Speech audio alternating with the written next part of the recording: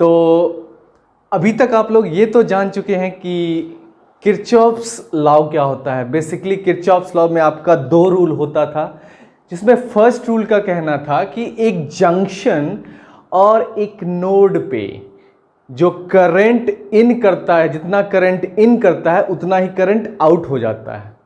ठीक है, जो अंदर इन करने वाला करंट है उसको हम लोग पॉजिटिव लेते थे, और जो आउट करने वाला करंट है उसको हम लोग निगेटिव लेते थे। इतना तो समझ में आ गया होगा आपको, है कि नहीं? तो इसलिए सम ऑफ करंट जो होता था वो इक्वल टू 0 होता था, जिसमें जो इन करने वाला करंट था उसको हम लोग पॉजिटिव लेते थे, और जो आउट करंट जाता था उसको हम लोग निगेटिव लेते थे। तो इसी को हम लोग कहते थे करंट रूल या फिर जंक्शन रूल। तो किरचॉफ्स का फर्स्ट रूल जो था वो यही था कि algebraic sum of all the current entering in the junction and getting out of the junction is equal to 0। तो उसका समेशन का साइन लगा के आई इक्वल टू क्या हो जाता था? 0 हो जाता था। तो ये तो किरचॉफ्स का क्या था? आपका फर्स्ट रूल था। फिर किरचॉफ्स का सेकेंड रूल आपने क्या देखा? तो किरचॉफ्स का सेकेंड रूल था कि उसको हम लोग वोल्टेज रूल कहते हैं। कौन सा रूल कहते हैं? वोल्टेज रूल या फिर लूप रूल भी कहते हैं, जिसमें बेसिकली सर्किट में आपको क्या करना होता है? एक लूप में जाना होता है, ठीक है, ताकि इक्वेशन मिल पाए और उस इक्वेशन से आप सॉल्व कर पाए। क्योंकि जब भी सर्किट में ज़्यादा कॉम्प्लेक्स सर्किट हो जाएगा तो वहाँ ओम्स लॉ काम नहीं आएगा आपका। तो इस पार्टिकुलर चीज़ के लिए आपको क्या करना होगा? तो जो आपका ये है वोल्टेज लॉ है किरचॉफ्स का, उसको यूज़ करना होगा। और वोल्टेज लॉ का बेसिकली कहना क्या था? तो वोल्टेज लॉ में कुछ चीज़ों का आपको क्या करना है, उसको देखना होगा सवाल को सॉल्व करने से पहले। जैसे सपोज दैट ये एक क्या है आपका बैटरी है, ये मान लो क्या है, एक बैटरी है। इस बैटरी का ये क्या है? पॉजिटिव टर्मिनल, ये है निगेटिव टर्मिनल।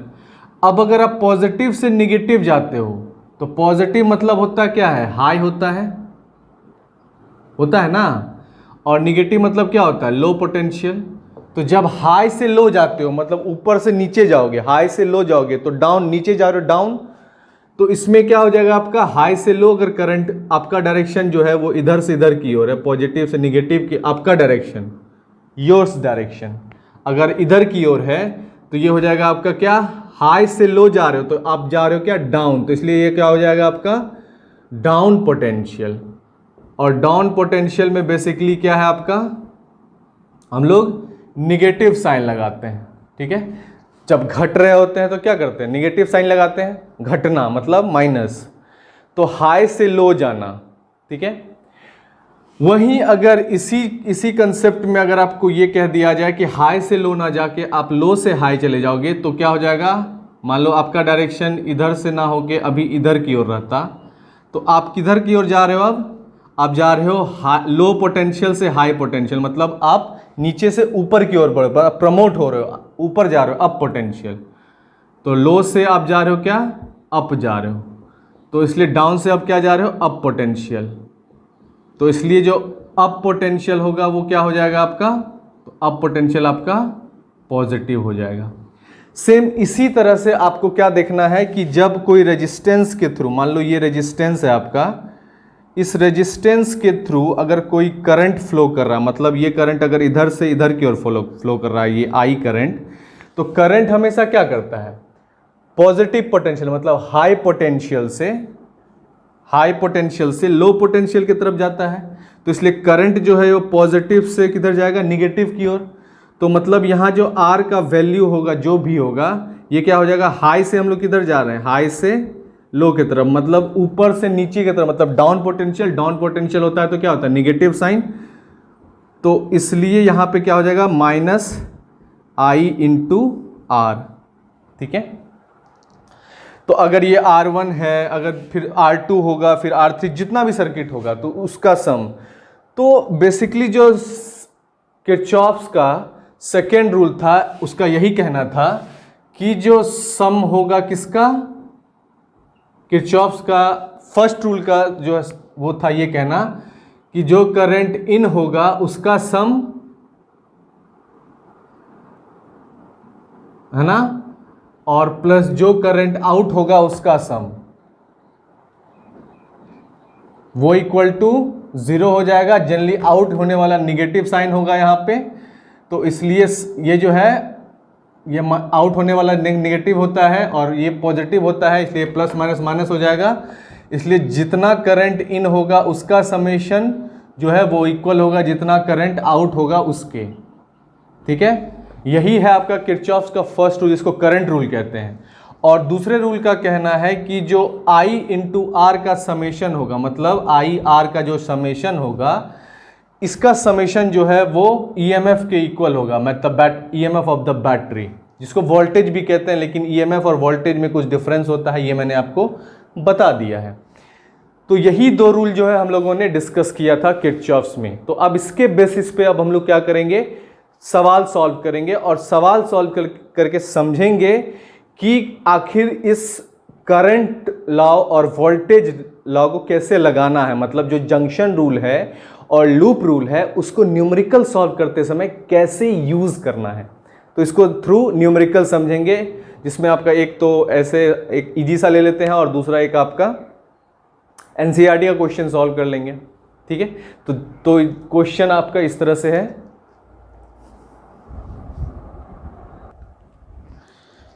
तो ये जो क्वेश्चन दिया गया है आपका, इसको सॉल्व करना आपको I1 और I2 वैल्यू निकालने के लिए। तो अब इसको कैसे सॉल्व करोगे, है कि नहीं। तो इसको सॉल्व करने के लिए बेसिकली आपको क्या है, पहले तो लूप लेना पड़ेगा, है ना।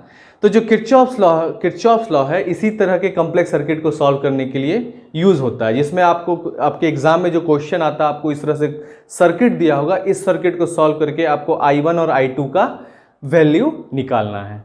तो इसको कैसे करोगे, तो सबसे पहले आप ले लोगे CBEFC, पहला ये लूप ले लोगे, उससे पहला इक्वेशन निकलेगा। फिर दूसरा लूप ले लोगे आप क्या, EADFE, मतलब इस लूप से अब दूसरा इक्वेशन निकलेगा। फिर दोनों इक्वेशन को सॉल्व कर लोगे और सॉल्व करके आपका I1 और I2 का वैल्यू निकल जाएगा। ठीक है, तो इसलिए जो आपका ये कंसेप्ट है इसको समझना बहुत इंपॉर्टेंट है, जिसके लिए आपको क्या है, इसको लूप वाइज सॉल्व करना। तो लूप वाइज सॉल्व करने के लिए आपको सबसे पहले लेना पड़ेगा क्या, CBEFC। जो पहला लूप है आपका क्या, CBEFC।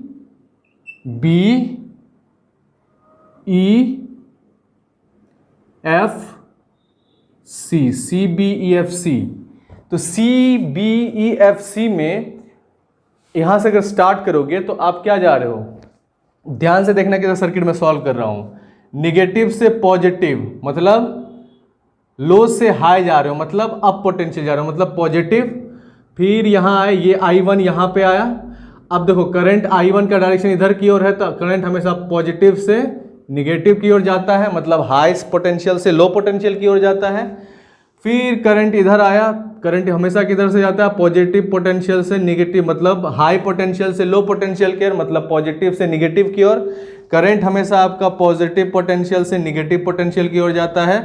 तो इस तरह से आपको क्या करना है, ये प्लस माइनस एडजस्ट कर लेना है। तो बैटरी का ये निगेटिव टर्मिनल माइनस, ये प्लस। अब देखो यहां इस लूप में हम लोग इस तरह से C से B जाएंगे, B से E आएंगे, E से F, F से C। ठीक है, तो इसमें सबसे पहले शुरुआत करते हैं 9 वोल्ट से। तो 9 वोल्ट में देखिए निगेटिव से जा रहे हो किधर, आप पॉजिटिव की तरफ, मतलब किधर जा रहे हो, लो से हाई की तरफ, मतलब ऊपर जा रहे हो, मतलब अप जा रहे हो। अप पोटेंशियल में क्या होगा, पॉजिटिव साइन होगा। तो पॉजिटिव साइन होगा तो उसको क्या कहते हैं हम लोग, 9 वोल्ट कहते हैं। फिर नेक्स्ट क्या है, जैसे ये 9 वोल्ट इधर आया तो ये क्या हो गया, अब यहां गौर से देखना, करंट जो है वो किधर जा रहा है, पॉजिटिव पोटेंशियल, मतलब हाई पोटेंशियल से लो पोटेंशियल की ओर, मतलब पॉजिटिव से निगेटिव की ओर। हाई से लो जाना मतलब डाउन जाना, डाउन पोटेंशियल मतलब निगेटिव का साइन, इसलिए माइनस क्या हो जाएगा वो 2I1। ठीक है, फिर नेक्स्ट देखो, फिर क्या, इस तरह से यहां आए, सेम उसी तरह से हाई से लो जा रहे हो मतलब डाउन जा रहे हो, डाउन पोटेंशियल जा रहे हो मतलब निगेटिव साइन। तो निगेटिव साइन फिर से दे दो, और ये 1I2, 1 ओम इंटू I2। फिर देखो, फिर इधर से इधर गए, तो अब क्या हुआ, 3 ओम जा रहे इधर, I1 है ये जा रहा है इधर, तो इसलिए याद रखो, हाई से लो के जा रहे हो मतलब ऊपर से नीचे आ रहे हो, मतलब डाउन पोटेंशियल है, नेगेटिव साइन, और नेगेटिव साइन है तो इसलिए क्या हो जाएगा, ये 3I1 इज इक्वल टू क्या होता है, 0 होता है। तो ये पहला इक्वेशन हो गया आपका इस लूप से। तो जो ये लूप है आपका CBEFC, इससे आपका इक्वेशन आया 9 volt minus 2I1 minus 1I2 minus 3I1 is equal to 0। अब इस इक्वेशन को फर्दर अगर सॉल्व करना चाहते हो तो माइनस 2I1 और माइनस 3I1 ये हो जाएगा माइनस 5I1, है ना, क्या हो जाएगा ये माइनस 5I1। तो इसको लिख लो आप माइनस 9 वोल्ट माइनस 5I1 और 1 इंटू I2 ये I2 हो गया इज इक्वल टू 0। ठीक है, अब देखो माइनस 5I1 को उधर ले जाओगे तो क्या हो जाएगा, प्लस 5I1 हो जाएगा, और माइनस I2 को उधर ले जाओगे तो क्या हो जाएगा, प्लस I2 हो जाएगा, इज इक्वल टू क्या बचेगा इधर इस साइड 9 वोल्ट, इसको मान लो क्या इक्वेशन 1। तो ये जो है आपका इक्वेशन 1 हो गया, जो कि आया आपका किससे, तो ये आया आपका लूप CBEFC से इक्वेशन। सेम इसी तरीके से हम लोग EADF लूप को सॉल्व करके दूसरा इक्वेशन निकालेंगे। तो अब हम लोग जा रहे हैं किधर, तो EADF लूप के तरफ।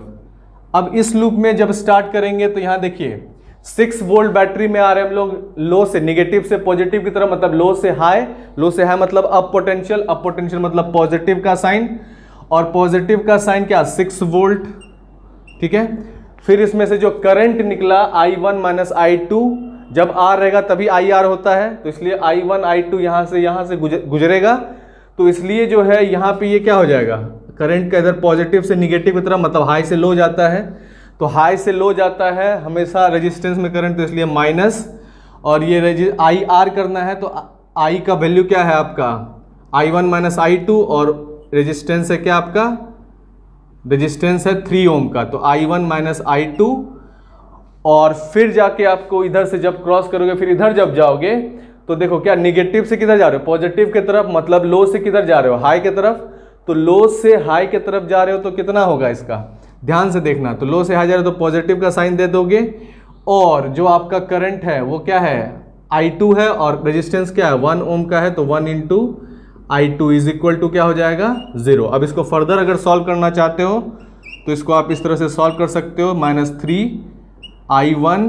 माइनस माइनस क्या हो जाएगा प्लस हो जाएगा, तो प्लस 3I2, और प्लस जो है ये क्या हो गया I2 इज इक्वल टू 0।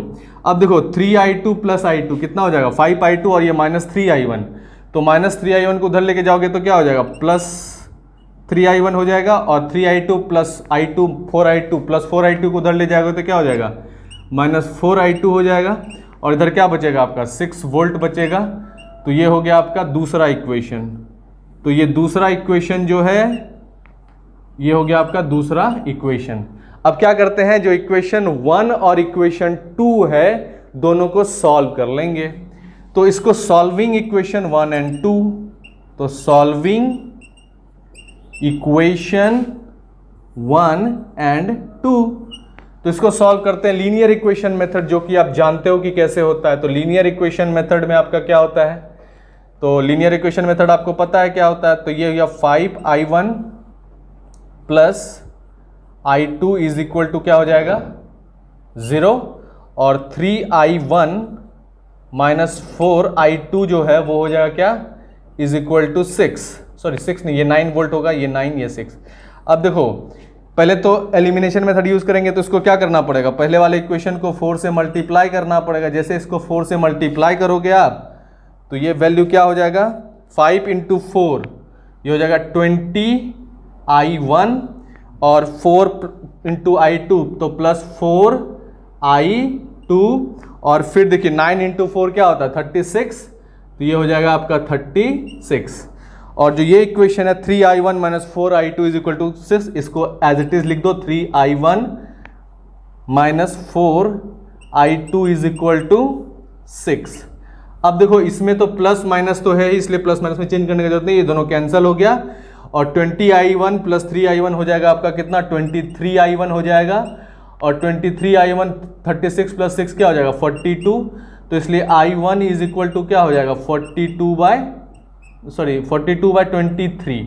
जब इसको इससे कट करोगे, सॉल्व करोगे, तो ये आंसर आ जाएगा आपका कितना, तो ये आ जाएगा i1 का वैल्यू 1.83 एम्पेयर। क्या आ जाएगा, 1.83 एम्पेयर। ठीक है, फिर क्या करोगे, इस इक्वेशन में i1 का वैल्यू यहाँ पे दूसरे वाले इक्वेशन में डाल दो।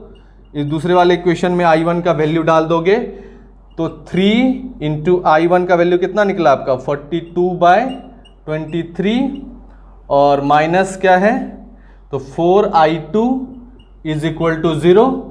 फिर इसको क्या है, ये माइनस 4i2 उधर जाएगा तो कितना हो जाएगा, ये हो जाएगा आपका 4i2 इज इक्वल टू, आप देखो 40 से 120 और 126 हो गया, ये 23 हो गया।